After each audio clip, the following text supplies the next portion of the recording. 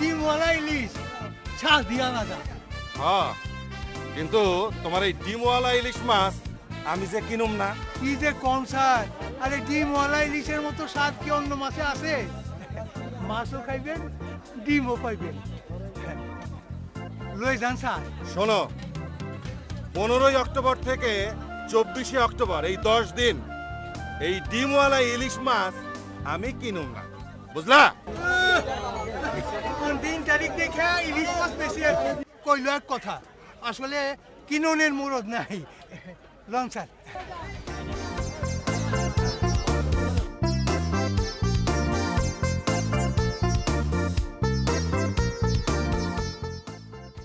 নাও বাবা, কতদিন পরে আইলা, নাও।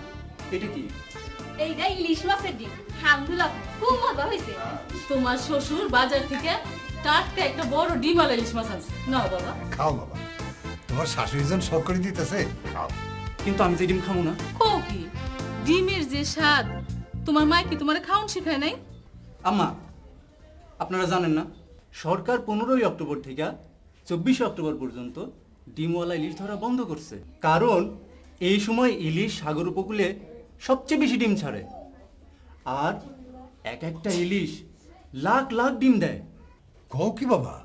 আপনারাই কোন পুয়াতি মায়েরে যদি কেউ মায়েরা ফেলায় তাহলে সন্তান বাঁচে কেমনে?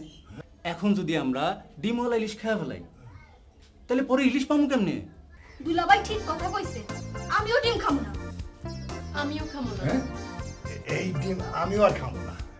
আর এখন থেকে এই মৌসুমের ডিমওয়ালা ইলিশ মাছ আমি আর কিনবো না। আর আমরা যদি ডিমওয়ালা ইলিশ মাছ না কিনি, জানলারও মাছ ধরতে পারবো না। ইলিশ আমাদের জাতীয় সম্পদ।